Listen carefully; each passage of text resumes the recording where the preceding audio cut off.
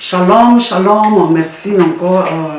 Ici, la prophétesse Israël Abimael de Jesus Christ Ministry, True Love, Délivrance et les miracles. Nous sommes aujourd'hui encore dans un enseignement qui va nous amener à l'éclaircissement de ce qu'on appelle la dîme. Aujourd'hui, qui cause beaucoup de problèmes et beaucoup de questions parmi le peuple de Dieu.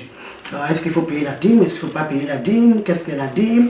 Et tout ça. Donc, avec la parole de Dieu, toujours avec notre instrument qui est la boussole, et notre dictionnaire et notre âme, nous allons aller dans la parole de Dieu pour décortiquer ce qui est de la dîme. Mais avant, allons prier un peu notre Seigneur. Éternel, nous te disons merci, Dieu de gloire et d'élévation, Père de paix. Merci parce que c'est toi qui éclaires, tu es la lumière, tu es celui qui donne l'intelligence, la sagesse. Et ce soir, tu vas nous éduquer concernant la Bible. Qu'est-ce que tu nous dis? Qu'est-ce que tu veux que nous apprenions concernant la Bible?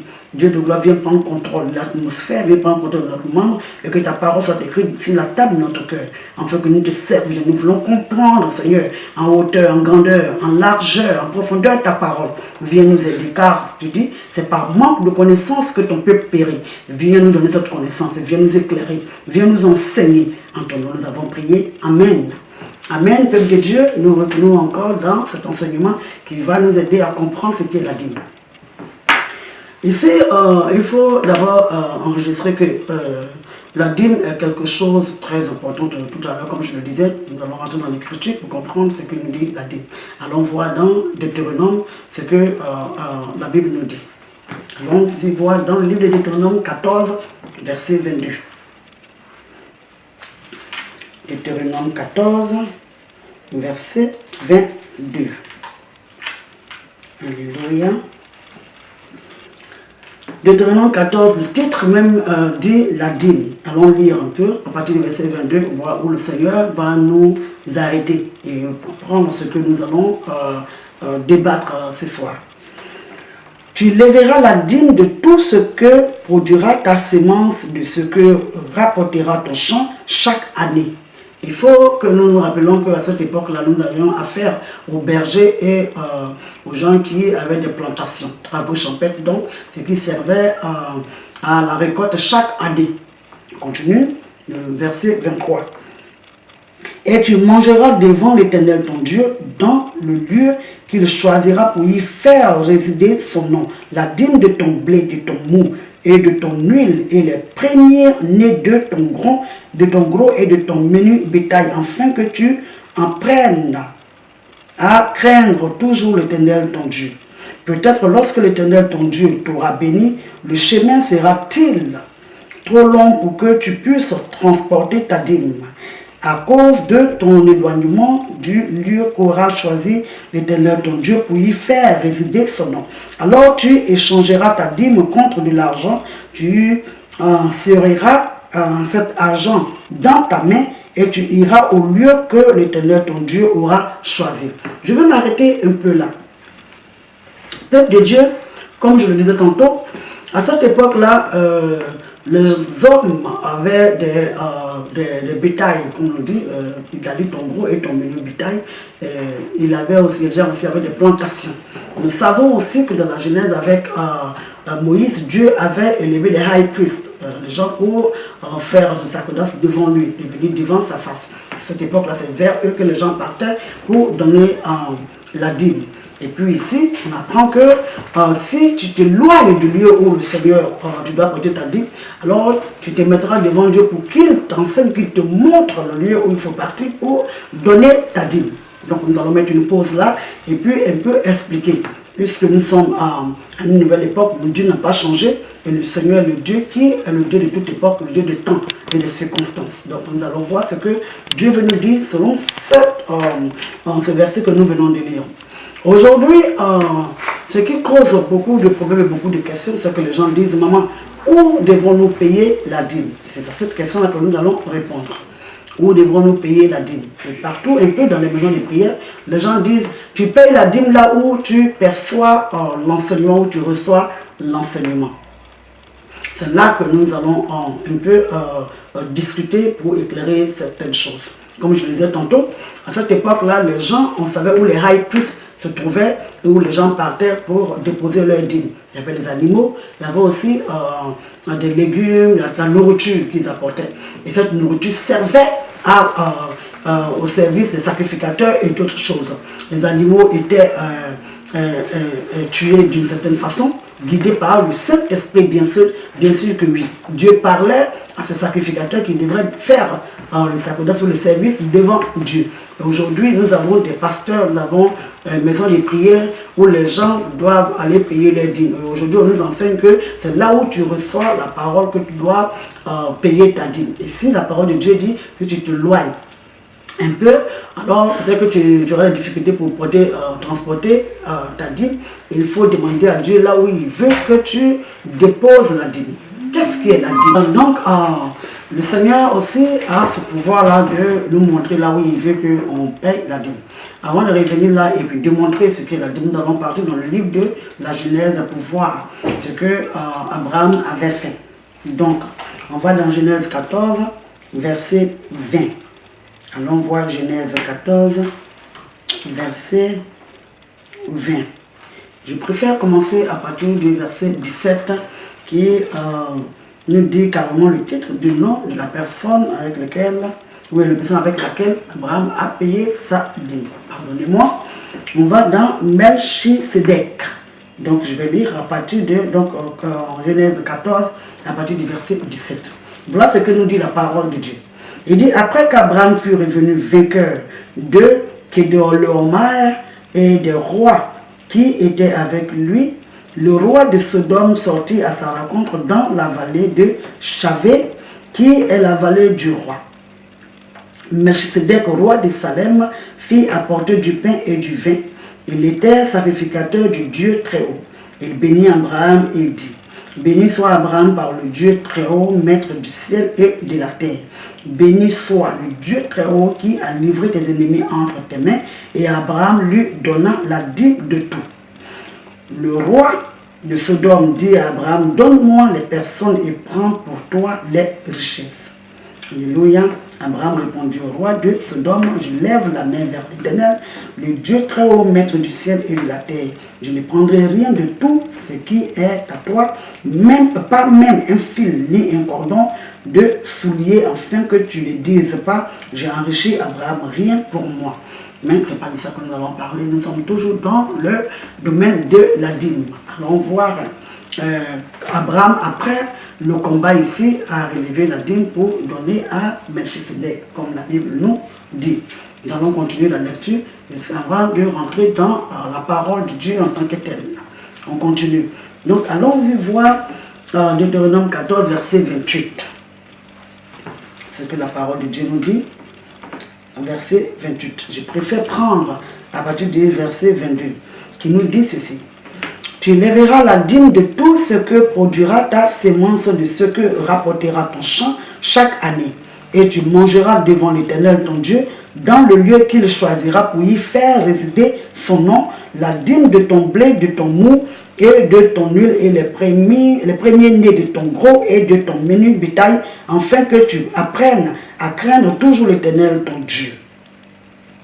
Nous venons de lire, lorsque peut-être l'Éternel ton Dieu t'aura béni, le chemin sera-t-il trop long pour que tu puisses transporter ta dîme à cause de ton éloignement du lieu qu'aura choisi l'Éternel, ton Dieu, pour y faire résider son nom. Alors tu échangeras ta dîme contre de l'argent, tu inséreras cet argent dans ta main et tu iras au lieu que l'Éternel ton Dieu aura choisi. Là, tu achèteras avec l'argent tout ce que tu désireras, des bœufs, des brebis, du vin et des liqueurs fortes, tout ce qui te fera plaisir. Tu mangeras devant l'Éternel ton Dieu et tu te réjouiras toi et ta famille. Tu ne délaisseras point le Lévite qui sera dans tes portes, car il n'a ni part ni héritage avec toi. Au bout de 3 ans, tu sortiras toute la dîme de tes produits pendant la 3e année et tu la déposeras dans tes portes. Alors viendront le Lévite qui n'a ni part ni héritage avec toi, l'étranger, l'orphelin et la veuve qui seront dans tes portes et ils mangeront et se rassasieront, afin que l'Éternel ton Dieu te bénisse dans tous les travaux que tu entreprendras de tes mains. Voilà là où nous voulons mettre l'accent un peu quand même aujourd'hui, concernant l'orphelin, la veuve et là où le Seigneur veut que tu manges la dîme. Ici, la parole de Dieu a dit, si tu es trop loin pour amener la dîme, va prendre de l'argent, va dans un lieu, achète ce que tu dois acheter et mange avec ta famille. Mais la dîme de la 3e année, il faut que cette dîme-là, tu la sortes et que tu donnes cette dîme-là à la veuve, l'orphelin et l'étranger qui est là. Nous allons un peu passer le temps en expliquant ce que ça veut dire. Concernant la dîme, il faut que nous enregistrons qu'il y a 3 sortes de dîmes. Dans la dîme de la première année qu'on appelle les prémices, la dîme de la 3e année et la dîme qui se donne chaque année à cette époque-là. La dîme chaque année parce que, comme je l'ai dit tantôt, les gens avaient les animaux et ils avaient les plantations. Les animaux qui mettaient bas. Chaque année, on relevait la dîme quand les animaux mettaient bas. Aussi, quand les plantations germaient et qu'il y avait des fruits, c'est là qu'on donnait la dîme. Mais aujourd'hui, ce n'est pas le cas. Donc à cette époque-là, la dîme de la première année se faisait comment? Les gens prenaient des fruits, tout ce qu'ils portaient, et puis partaient déposer là où le Seigneur, bien sûr que oui, voulait qu'ils déposent soit devant le sacrificateur, et puis tu mentionnes que c'est la dîme de la première année, et celui qui reçoit cette dîme-là a pris pour la personne. C'est aussi pareil pour la dîme de la 3e année, comme nous venons de lire. C'est pour ça que j'ai préféré lire dans Deutéronome, qui explique un peu vers la fin les différents, comment il faut procéder avec la dîme. Alors la dîme de la première, la dîme de la 2e année, la 3e année, c'est peut-être comme ça. Ça ne veut pas dire qu'on ne paye pas la dîme de la 2e année ou bien on ne paye pas la dîme de la première année jusqu'à là. Non, ce n'est pas ce que ça veut dire. Les gens continuent à payer la dîme de la première année qu'on appelle les prémices, et la dîme de la 3e année était quand même un peu différente. Aujourd'hui, nous n'avons pas de plantation, nous n'avons pas un pâturage, mais nous travaillons. Chacun de nous perçoit un salaire, soit pour ceux qui sont aux États-Unis, soit par semaine, soit chaque 2 semaines, ou bien par mois, pour ceux qui travaillent dans le gouvernement qui font des affaires. Par mois. En Europe, je crois, ici c'est par mois que les gens sont payés, comme en Afrique aussi, le système français, les gens sont payés par mois. Alors chaque fois que les gens perçoivent leur salaire, ils prélèvent 10% qu'ils envoient, même 10% appartiennent à qui? Appartiennent à l'Éternel, et nous devrons prier Dieu pour que Dieu nous montre. Alors pour rentrer et puis comprendre cela, alors expliquer ce qu'elle a dit. La dîme, les 10% sont la circoncision nette de la malédiction sur tes finances. Je reprends, la dîme est la malédiction, et la circoncision nette de la malédiction sur ton argent. La dîme stabilise ton argent. Tout à l'heure, nous avons lu dans Malachie ce que Dieu nous dit, selon quand on emporte la dîme, ce que son œuvre, ça prélève. Donc ces 10%-là nous aident à stabiliser notre argent, nos finances, par rapport à quoi? Ce que nous avons remarqué depuis le temps ancien, l'argent avait été créé par des êtres humains, bien sûr que oui, inspiré peut-être par Dieu, oui, par Dieu, mais avec la tête des êtres humains, symbolisée pour les êtres humains, fait pour les êtres humains, avec l'esprit de maman derrière. Ça ne veut pas dire que Dieu ne veut pas que nous ayons de l'argent, c'est pas ce que je suis en train de dire. Alors aujourd'hui, quand nous remarquons, toute pièce ou tout billet d'argent porte la tête des êtres humains. L'argent prend l'esprit et puis le commandement de la main dans laquelle il passe ou bien ce qu'il sert à faire. Donne un exemple, si l'argent a servi à acheter une arme pour tuer quelqu'un, l'esprit meurtrier, il reste donc cet argent, c'est à cela qu'il a servi. Comme quand nous avons les êtres humains portent des noms. Un jour nous allons aussi arriver là pour donner l'importance des noms que nous portons et ce que ça peut apporter de la vie de chacun. C'est pareil pour de l'argent. On prend de l'argent pour aller faire un avortement, l'esprit d'avortement est de cet argent-là. Nous savons aussi que Jésus-Christ avait dit que donner à César ce qui appartient à César, ce qui était la pièce qui appartenait à César. Aujourd'hui, pour que Dieu bénisse cet argent entre nous, mais nous devrons enlever ce qu'on appelle la malédiction. C'est pour ça qu'il faut enlever cette circoncision-là pour enlever la malédiction sur cet argent-là, qui porte la tête et le nom des êtres humains. À côté de cela, tout pays qui a fabriqué son argent a eu des incantations. L'argent n'a jamais été fait simplement. L'argent apporte toujours un symbole du pays et puis des esprits de ce pays. Pour nous qui habitons aux États-Unis, nous savons, quand tout le monde connaît, tout le monde sait que le billet de $1, quand tu le plies d'une certaine manière, tu vois la pyramide en Égypte derrière et l'œil que ça forme, qui est le signe de ce que nous connaissons tous, Illuminati, le signe d'autres camps. Quel que soit le nom qui se donne, un signe satanique. Donc, pour que nous utilisons le dollar, pas parce que nous sommes des chrétiens que nous allons dire que je ne vais pas utiliser le dollar. Alors, quel argent tu vas utiliser? C'est pour cela que cet argent est très important, que nous payons la dîme. Comme nous avons lu, le Seigneur dit qu'il te bénira quand tu donnes. Parce que tu enlèves cette malédiction-là pour que le Seigneur menace le dévoreur et qu'il enlève cette malédiction pour stabiliser ton argent. Alléluia. Maintenant, quand la parole de Dieu nous dit qu'il peut te montrer là où il veut que tu amènes sa dîme, comme il a dit pour les veuves et autres. Dieu ne descend pas, peuple de Dieu. C'est toi, c'est moi, c'est lui, c'est elle que le Seigneur a appelé pour faire son œuvre. C'est nous que Dieu utilise pour donner la nourriture aux gens. Je vais vous donner un exemple. Tu es dans ta maison, tu pries, tu veux payer ta dîme. Tu envoies toujours ta dîme, comme on t'a dit, dans la maison de prière, que tu dois apporter ta dîme, là où tu perçois la parole. Pour toi, c'est normal, c'est là que tu vas, donc il faut payer la dîme parce qu'il y a le courant à payer et il y a tout à payer. C'est pas faux, et ce n'est pas mauvais.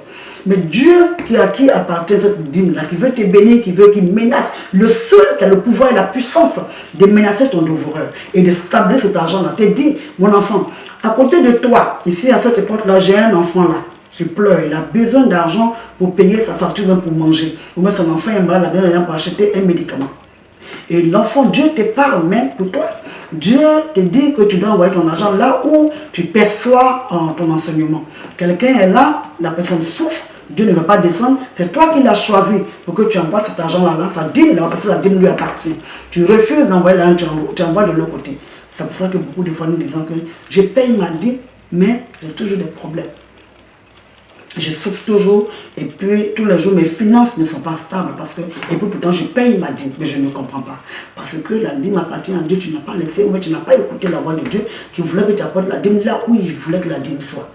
Je ne vous dis pas que là où nous prions, on n'a pas besoin d'aider. Si tu t'assois là, c'est un building, il faut payer le courant, il faut louer le lieu pour qu'on vienne là pour se retrouver. Mais même important, la Bible nous encourage même à nous retrouver pour apprendre la parole de Dieu ensemble, pour qu'on s'entraide ensemble, pour être enseignés et vivre en communauté. Alors il est très important d'aller dans les maisons de prière. Et tu sais très bien que là où vous vous trouvez là, c'est un lieu que nous louons, il y a le courant à payer à l'autre, ce qui est là-bas invoque de l'argent. Il faut que nous ayons de l'argent pour pouvoir garder celui-là pour qu'on se retrouve là tous les jours. Donc, on peut toujours aider là-bas. Mais ce qui concerne la dîme, priez l'Éternel. C'est tout ce que nous avons dit ici. Il dit, le Seigneur te montrera là où il veut que tu envoies la dîme. La veuve qui est en train de pleurer, l'orphelin à l'étranger, c'est Dieu qui va descendre, qui va lui donner cet argent. C'est toi, l'enfant de Dieu, tu n'es pas en train d'écouter pour apporter la dîme de Dieu là où il veut que tu apportes sa dîme, pour que son enfant mange. Pour que cette veuve qui a ses enfants, où son mari est parti, Dieu a vu que son mari partait, il a permis. Parce que lui, il sait que le mari devait lui pouvoir. Et c'est toi qui l'as choisi, c'est moi qui l'ai choisi ce jour-là, ou bien ce mois-là, pour apporter la dîme dans la maison de cette veuve-là. Nous refusons de le faire. Peuple de Dieu, nous avons servi Dieu. Est-ce que nous avons vraiment servi Dieu? Parce que nous servons Dieu, laissons Dieu nous guider, laissons Dieu nous parler.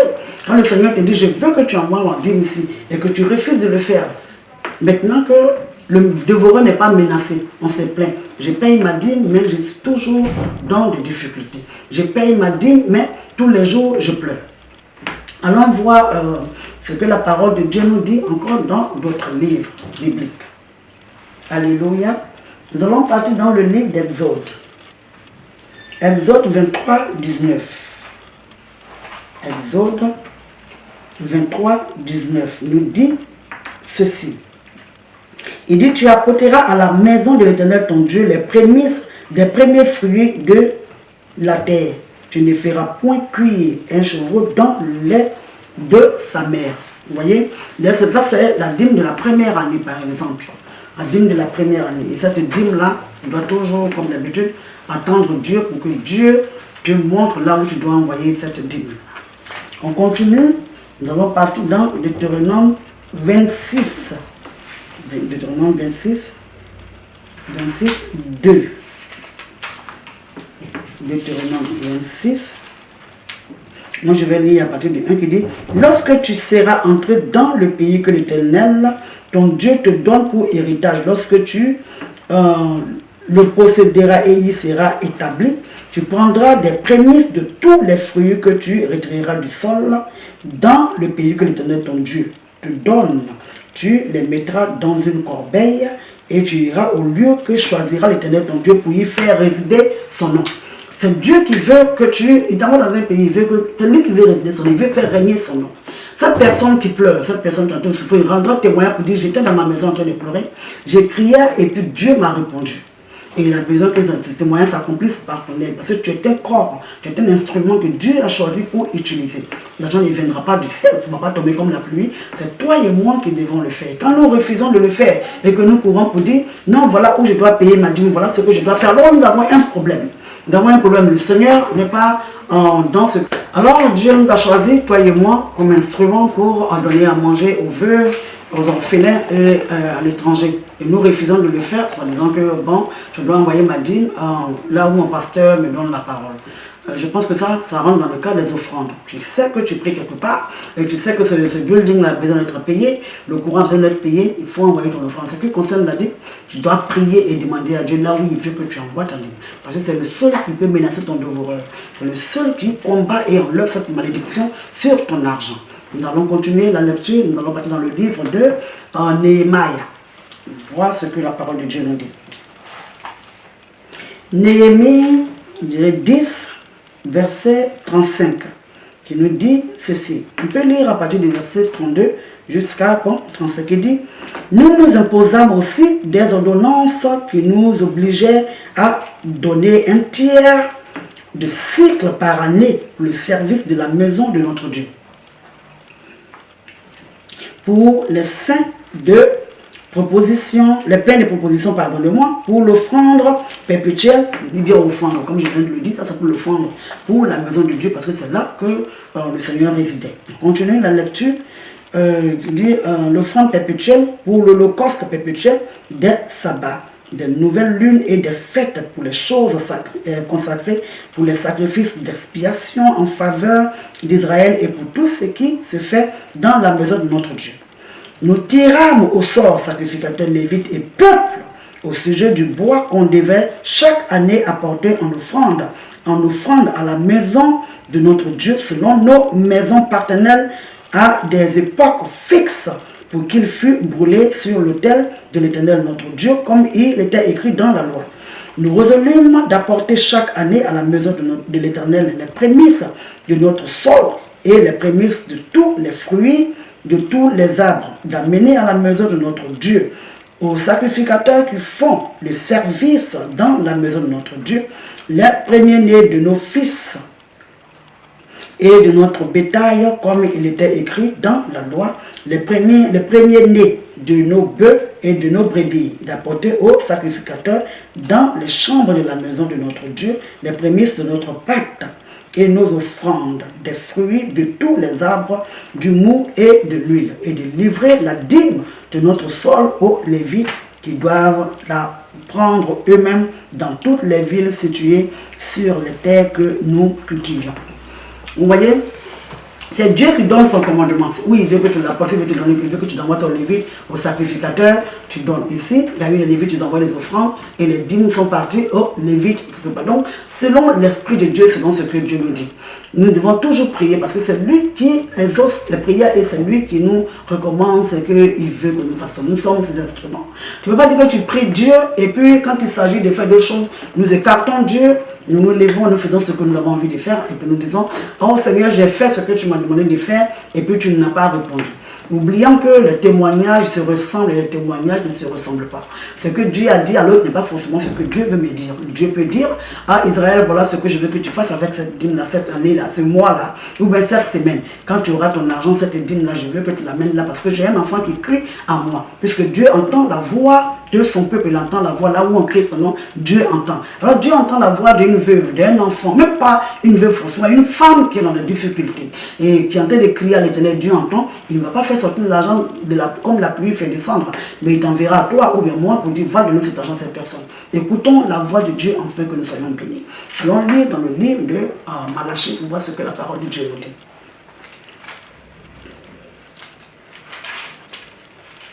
Malachie, je ne vais pas lire dans Ézéchiel et autres, mais allons rapidement dans la Malachie 3, tout le monde connaît ça. Beaucoup de personnes n'aiment pas, quand on parle de la dîme, ils n'aiment pas. Alléluia. Je ne vais pas tout lire. Bon, je vais lire à partir de 7, jusqu'à où le Esprit de Dieu ne sera peu. On y va. Malachie 3, à partir du verset 7, qui dit ceci. Depuis le temps de vos pères, vous vous êtes écartés de mes ordonnances, vous ne les avez point observées. Revenez à moi et je reviendrai à vous, dit l'Éternel des armées. Et vous dites, en quoi devons-nous revenir? Un homme trompe-t-il Dieu? Car vous me trompez et vous dites, en quoi t'avons-nous trompé? Dans les dîmes et les offrandes. Les dîmes et les offrandes ne sont pas pareils. Et donc, à partir de cette lecture, nous allons démontrer et montrer la différence, notamment entre la dîme et les offrandes. Il dit dans la dîme et les offrandes, vous êtes frappés par la malédiction et vous me trompez. De quelle malédiction parle-t-il? Nous allons parler de ça. Malédiction financière, parce que ici nous parlons de dîmes, nous parlons de finances. Il dit, vous me trompez, la nation tout entière, apportez à la maison du trésor toutes les dîmes, afin qu'il y ait de la nourriture dans ma maison. Mettez-moi de la sorte à l'épreuve, dit l'Éternel des armées. Et vous verrez si je n'ouvre pas pour vous les écluses des cieux, si je ne répands pas sur vous la bénédiction en abondance. Pour vous, je menacerai celui qui dévore, et il ne vous détruira pas les fruits de la terre, et la vigne ne sera pas stérile dans vos champs, dans vos campagnes, dit l'Éternel des armées. Toutes les nations vous diront heureux, car vous serez un pays de délices, dit l'Éternel des armées. Vos paroles sont rudes contre moi, dit l'Éternel, et vous dites, qu'avons-nous dit contre toi? Vous avez dit, c'est en vain que l'on sert Dieu. Qu'avons-nous gagné à observer ces préceptes et à marcher avec tristesse, à cause de l'Éternel des armées? Maintenant, nous estimons heureux les hautains. Oui, les méchants prospèrent. Bon, ça, c'est un renseignement. On n'a pas besoin de rentrer dedans, mais nous sommes toujours dans la dîme. Ici, il dit envoyer de la maison du trésor les dîmes et les offrandes. Quand c'est écrit comme ça que nous le lisons, on dit, bon, Dieu dit, on n'a qu'à envoyer la dîme dans la maison du trésor. Ici, le temple de Dieu, puisque la parole de Dieu nous apprend que le temple, c'est ton corps et c'est moi. Nous appartenons au corps de Christ. Et donc, chaque personne est le temple de Dieu et ensemble, nous formons le corps de Christ. Donc le temple ici, forcément, le trésor n'est plus celui que Dieu avait désigné hier, ou bien là où on se promenait avec le tabernacle. Mais aujourd'hui, c'est celui que Dieu a choisi, celui que Dieu veut désigner, où il veut faire glorifier, il veut donner un témoignage, il veut glorifier son nom. Alors, comme je le disais tantôt, s'il y a quelqu'un qui est en train de souffrir quelque part, un étranger quelque part, que le Seigneur veut que tu envoies sa dîme là-bas, c'est là que tu dois envoyer. Les offrandes et la dîme. La dîme, ça appartient à Dieu, il n'y a rien à faire, il n'y a pas de discussion sur cela. Et tu l'apportes là où le Seigneur veut que tu l'amènes. L'offrande, tu peux l'élever, tu l'élèves, tu prends, tu veux faire une offrande pour que le Seigneur se souvienne de toi, qui te donne un surplus. La dîme stabilise, comme je disais tantôt, tes finances. Et ça te rend riche, peut-être, mais ça stabilise tes finances. Quand tu fais plus les offrandes, que tu donnes comme Salomon l'a fait, alors nous pouvons parler de richesse. Parce que la richesse, c'est ce que tu gagnes et où tu n'as pas de difficulté pour payer tes factures, comme on le dit, ou bien payer ta maison, tu peux habiter une maison, où tu as le minimum dans la santé, minimum financier, minimum dans le côté spirituel, minimum dans tout ce que nous faisons. Le minimum, c'est où tu n'as pas le mal à toi-même payer tes factures et à donner à quelqu'un où tu n'as pas le mot de tête. Tu donnes dans une maison peut-être de 5 pièces, comme vous le dites ici, 5 chambres, 3 douches et whatever. Et puis tu payes ta maison sans difficulté. Aussi, tu as le pouvoir de mettre quelqu'un à l'école, d'aider quelqu'un. C'est ça qu'on appelle le minimum. Et la richesse dépasse et surpasse tout cela. Et pour que nous ayons cela, nous n'avons pas d'autre choix que de nous tourner vers notre Seigneur, notre Dieu qui a la puissance et le pouvoir de menacer notre dévoreur. Et pour que nos dévoreurs soient menacés et que nos finances soient stables, nous avons l'obligation de payer notre dîme. Oui, la dîme, c'est paye. Moi, on ne t'oblige pas, si tu veux le faire, tu le fais. Mais il faut savoir que si tu ne le fais pas, tu es en train d'appeler sur toi la malédiction financière. Pas malédiction pour dire que tu ne vas pas rentrer au paradis parce que tu n'as pas payé la dîme, ce n'est pas vrai. La dîme ne t'envoie pas au paradis. Ça, c'est un autre enseignement encore. Vous voyez? On ne dit pas qu'il faut payer la dîme pour que tu rentres au paradis. Non, on dit d'accepter Jésus-Christ comme Seigneur et Sauveur, tu deviens un enfant de Dieu. Si tu es un enfant de Dieu, tu appartiens au royaume des cieux. Et c'est ça qui t'emmène. Romains 8, verset 1 te dit qu'il n'y a donc plus de condamnation pour ceux qui sont en Christ. Donc le jour que tu as accepté Dieu, tu es devenu un enfant de Dieu. C'est qui t'amène auprès de Dieu. Donc tu commences à vivre dès l'instant que tu reconnais que Jésus-Christ est ton Seigneur, ton Dieu qui est mort et ressuscité pour tes péchés. Et que tu le reconnais en ce moment-là, tu deviens un enfant de Dieu et continue ta marche avec lui.